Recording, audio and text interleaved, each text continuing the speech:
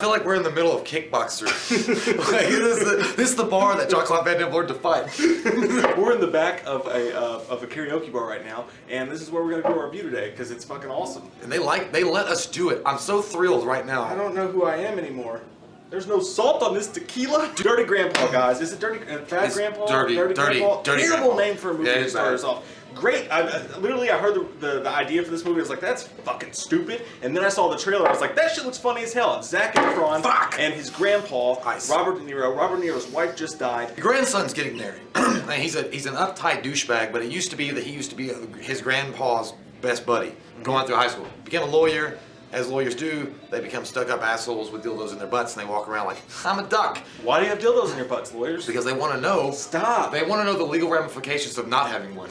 But what it turns out to be is that his grandpa's not who he remembers he was, and his grandpa really wants to party and get laid. So this thing is like raunchy. It's raunchy in the way that I would say that parts of it is like knocked up as far as raunchiness goes. But as far as overall scope of the movie goes, not even touching those classic movies like Knocked Up, Old School, things like that, which I was hoping it would be like. But it just felt like sometimes throughout the movie that they would drop the ball and they would lose the string and you'd be chasing it around like a kite saying, where the fuck did my kite go? I hate it when you lose the kite. I do, I know. And you're running around like, you're like, I just bought this at Walmart. They're like, maybe that's fucking why. But sometimes the raunchiness that De Niro is delivering, like fucks and shits and cocks and constant cock. Pussy, it's like even at somebody's like, okay, I mean, we're killing this now. I mean, we're overusing the shit. It seems like it wants to be a Farrelly Brothers movie, and at times it's a fun, like a spring break type, funny, stupid, let's get drunk and do stupid shit type movie.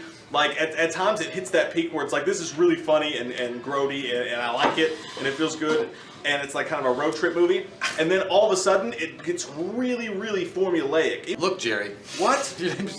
Jerry. It says Jerry. It's J. That's the way you pronounce it in Utah. Marked with a C. But then all of a sudden it gets really formulaic, and you can literally see the script on screen. It gets so cheesy and so like run-of-the-mill, like Hollywood was like, this script will work, and just so awful in that. Like you just know what's going to happen next. There's some jokes that they try to set up that don't work at all. They're way over the top, too much. And they sound like the jokes I tell at girls at bars trying to get laid, and it just doesn't work. It's just like that awkward. I mean, like, you know, and that's what he said. Yeah. And then everybody's like, you're like, so I'm gonna go over here and drink myself to death because I don't give a fuck about my life. But honestly, Zac Efron, he is dynamite. He's good.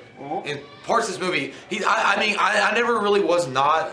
I never really. I mean, back in the day with Glee, Zac Efron was he in Glee? No, well, he should have been. Whatever he was in, I never really was a fan of Efron because I felt like Efron was one of those guys that was just a bubblegum poppy teen heartthrob. But I'm starting to gain respect for these guys. There's a certain scene in this movie where he gets fucking high as shit on Xanax and drunk and smokes crack and has his fucking dick in a little rubber ducky and he's like fucking, or not a ducky, but like a yellow jacket running. That shit's funny as hell. That sequence is really funny and he's like the main reason why it's so funny. But there are other instances of like where they're trying to do that. It just felt weird. It felt like discombobulated. They would do these really funny, raunchy moments in the film and then they would have these really heartfelt moments, but they were just, they didn't feel like they flowed naturally into the film.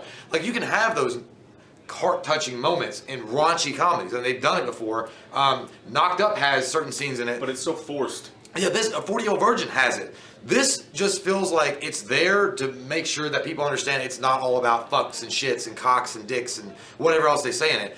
And swastika dicks on their foreheads, which by the way, that dealer is really funny. No, it's swastika. It's weird because the movie pushes the boundaries of the R-ratedness of the dirty jokes. There's like constant lino-rama cock joke coming out of Robert De Niro's mouth this whole fucking movie. They push the line of that and they're like, okay, this movie doesn't give a shit. But then in the next scene, they do this formulaic Hollywood bullshit scene that's like the equivalent to a guy chasing a girl down in an airport and then finding meaning in the movie. It's like, guys, this is like a B movie almost. Like it's like everything done in this movie, even the funniest parts, it's like I've seen that in 16 movies today. Well, it's really hard to reinvent a comedic splash. Like sometimes it's good because Robert De Niro and Zac Efron are both really likable. Pretty much that's it though. Honestly I give it a 5. But it throws you for a loop at some points, okay? Like, there's certain scenes in this, like, where he would take a full fucking beer can and shoot at the guy's face, and it feels so out of place. It's like, that's violent as shit. Yeah. And that was, like, deadly. It wasn't, like, just fun. I was like, oh, damn. It's like, bro, you could have killed him like that. And you could sense Robert De Niro in certain scenes, like, forcing lines out. Him and Zac Efron both, like, they would say something, and you're like, please don't say what I think's about to come out of your mouth. I wonder what it'd be like if Robert De Niro was your star in the movie, and you're trying to direct him. It's like, now would you say cockback fucking funny funs? And he's gonna be like, Cockback funny foots. The best Robert De Niro as version of comedic goes, he's like Meet the Parents, like where he's like that kind of reserved kind of dude. Yeah. Because that makes more sense. Even though in certain scenes he is really funny. Like he tells Zac Efron at one point when they're playing golf that you look like you're going to a butt fucking contest or something. That's hilarious. Like I had fun watching it. I didn't enjoy it overall. I don't think it's a movie necessarily that you would go see in a theater if you don't have to. But 6.0 for me, it didn't have the bro-ness to it. I thought it would have a bro-ness to it. You could take your bros or even your chick with feeling that bro feel with your chick. I don't know if that's weird. I didn't get thunderfucked by this movie. And we're not being snobbish. I don't want people to think like, hey, these are snobby assholes. I have sex with penguins. I have sex with chickens. What's your favorite bar to go to in your hometown? And we won't know any idea. We'll look it up. What does it on feel Google. like? What do they do there? Can we come? Can we stay at your house? Invite us? Is your mom hot? Let us know. No. Is your dad hot too? Yeah. Comment down below. Let us know. We love your faces. Thanks to this bar that we will not name for letting us film here. And until next time, guys, click that fucking subscribe button and get some wham up in. Dude, like when you're doing that, I like the thumbs going down. Now you're Texas Chainsaw. We watched a movie. Yeah. We watched a movie.